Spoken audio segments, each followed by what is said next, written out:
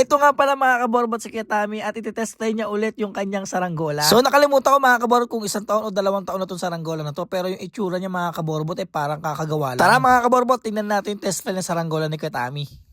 Yan.